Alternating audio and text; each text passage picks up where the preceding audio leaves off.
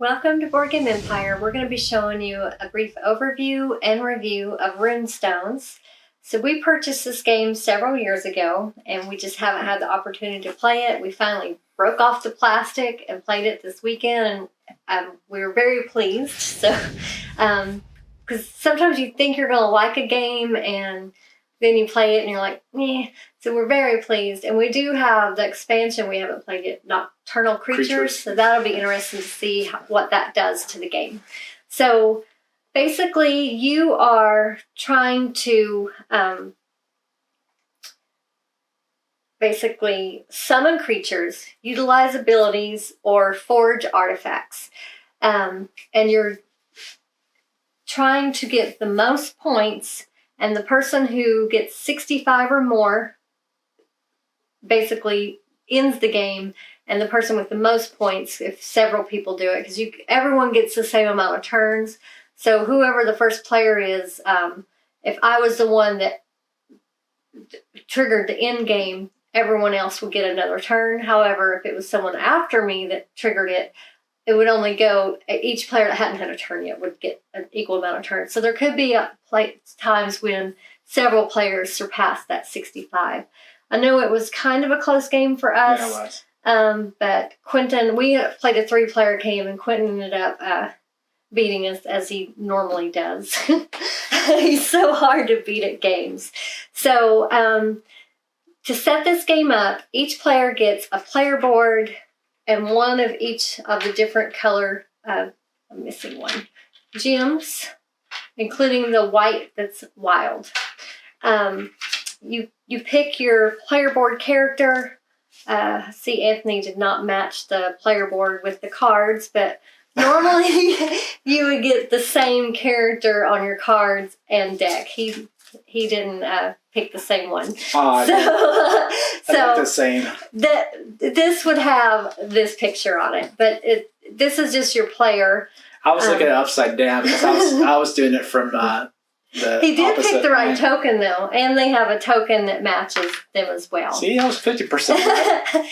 And each character has a starting deck of 8 cards, and then you're going to be summoning more creatures as you go through by paying magic, and magic is in the top of the cards. The main rule of doing that is you have to choose the same color. So if I had 2 cards in yellow, that would give me 3 magic points because there's 2 on one on the other. So I could buy something that costs, and here's the cost, 1, 2, 2, 3, 3, 3. So I could buy any assortment of creature cards that add up to 3. I could get a 1 and a 2, or I can just get 1, 3. There's no limit as long as you have enough magic points. They are a wild, the rainbow one, that counts as any color, so technically I could add that to these 2 if I happen to get that in my hand. And I would have 4 summoning magic points. But as you're acquiring more creatures, you'll have more points. Plus there's what are these called? The Rune Stones? The Rune Stones, one of them, if you choose that one, gives you 2 magic points by default every time you And they're kind of like wild. And the way you get those Rune Stones, I'll go over in just a minute. So you have your starting hand. So it is a deck building game because you are building your deck. And it's a kind of a resource collection game because you are collecting artifacts that you will be placing on your player board on the matching color. You're trying to complete these if you can, to trade them in for points and Rune Stones. So the longer you wait to trade in, the more points you'll get. So if you trade in 2, you'll get 3 points and 1 Rune Stone. If you trade in 3, you get 6. If you trade in 4, you would get 10, and so forth. And the highest amount you get is if you trade in 5, you would get 15 points and your choice of Rune Stone. So there's 2 different rows. This is at the end of your turn after you've did all other actions. You can actually trade in what you have on both rows. You just have to have a minimum of 2.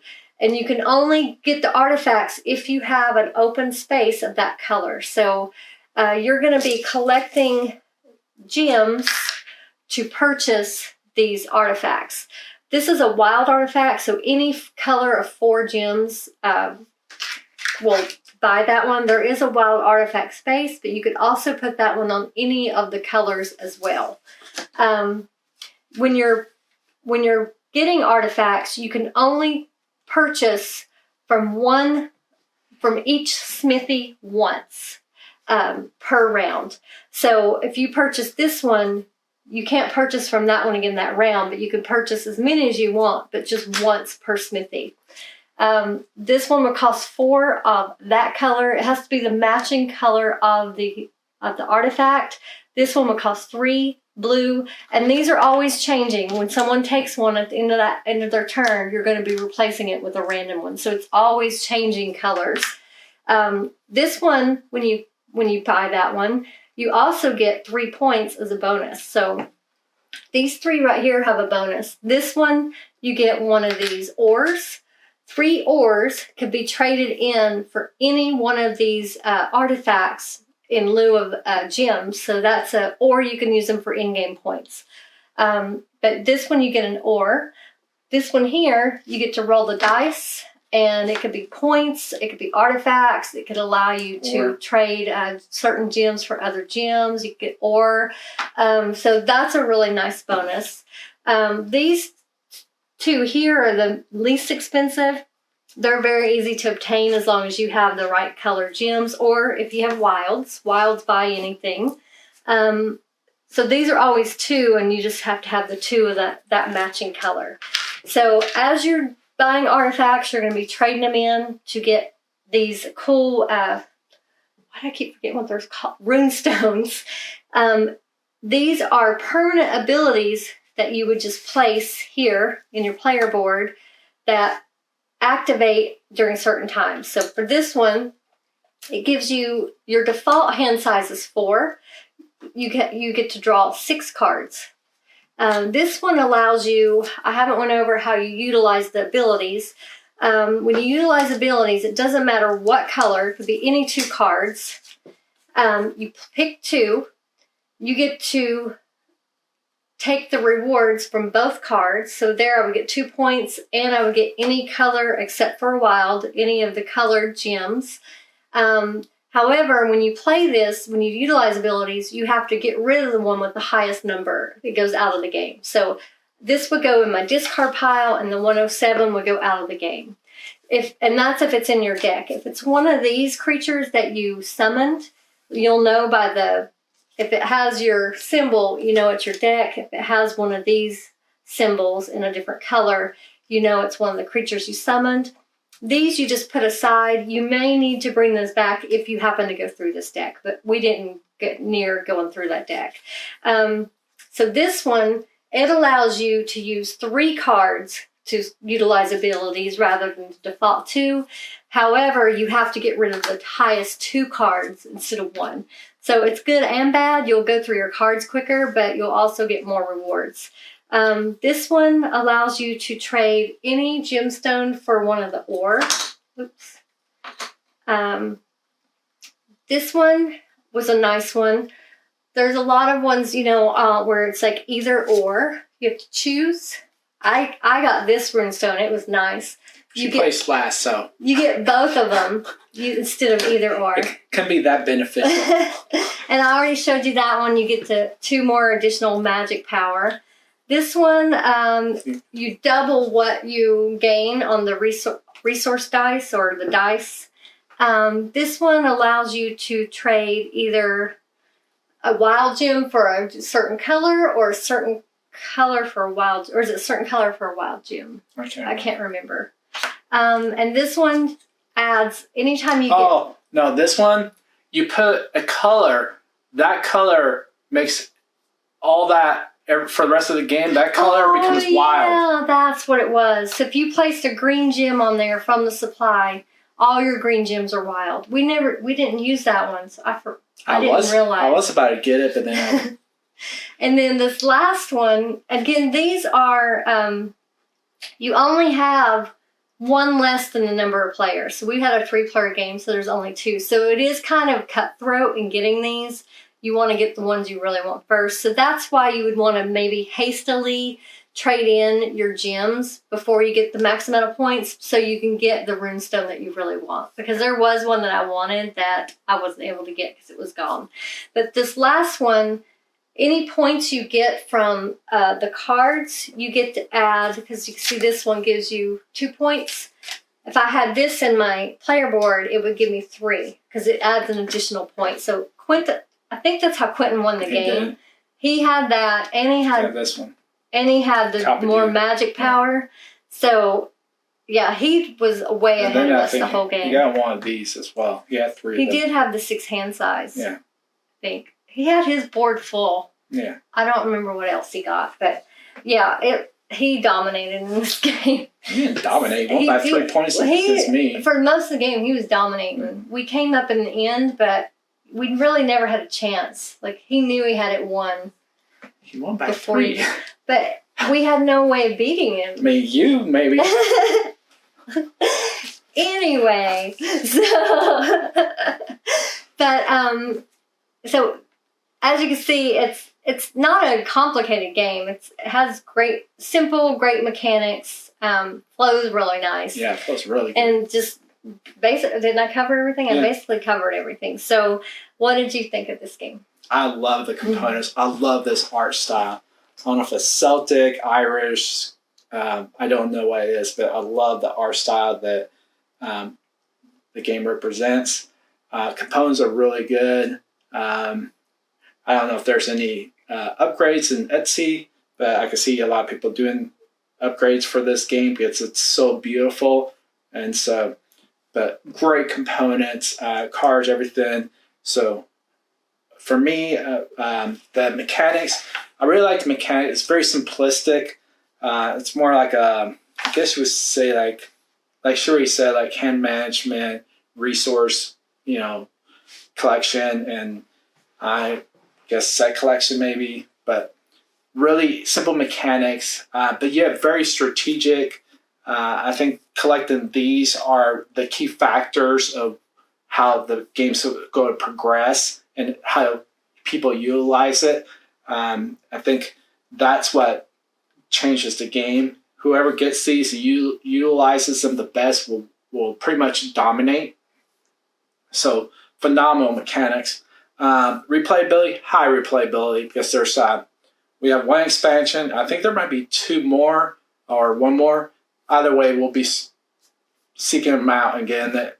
So we really like this game. So high replayability. Overall total, I'm giving this like a 9.5, probably like 9.5 because I think I can't stop thinking of the strategy. So that's a game that kind of sticks in your head and you're just like, yeah, you want to play that again. So very high recommendation, 9.5 for me. What do you think? Oh, I love this game. Well, I'm sure you've heard us say, if you've watched our channel for a while, you know we love Splendor and we love Sentry Golem. Yeah. This, to me, is a combination of those 2 games, and it takes it just a little further. And that's what makes this game so fun for us, because I love those type games where you're have the pretty gems that you're trading up for resources, or I just love those type games. And this, for me, ties those 2, our 2 favorite games. It puts them all in one game and adds a few more things to it. So. And I love the components. Like I just said, I love the gems. These are really nice. They're cardboard, but they're really nice cardboard. And just, yeah, I'm very happy that we purchased this game, even though it took us years to play it. Not that we didn't want to play it. We purchased this right around the same time we started this board game channel, and it just. We got so many games.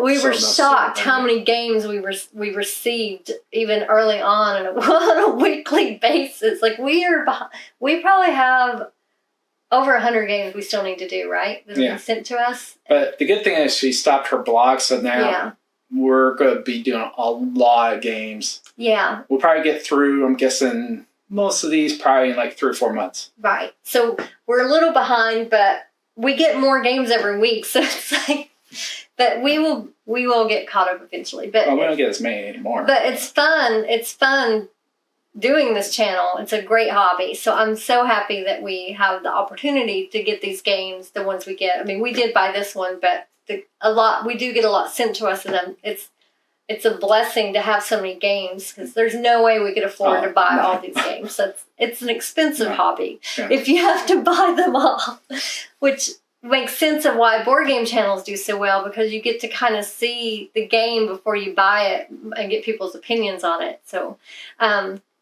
I would definitely give this game a 9 and possibly a 10, but I'm going to stick with a 9 for now. I'm sure as we play it more, it will go up. I just loved it. We had a lot of fun. I mean, we haven't played it as a 2-player game, but it was really fun as a 3-player game. I wouldn't think it would be that different as a 2-player, because you're not really interacting. And it would still be cutthroat on the Rune Stones, because it would only be 1 of each versus 2. Might be more cutthroat, actually. so yeah, I just without experiencing it, I would think it would be very similar as a 2- and 3-player game. But if you like Splendor, Sentry Golem, those type games, you definitely need to check this one out, because it's similar but different, and it just combines the mechanics of both, and I love it. So we will put the link in the description if you want to check it out for yourself. Please give us a like. Feel free to leave a comment or question. If not already, we'll help you subscribe to our channel, and hopefully this video helped you to decide whether this is one you want for your collection. Thank you again for watching, and we look forward to seeing you next time.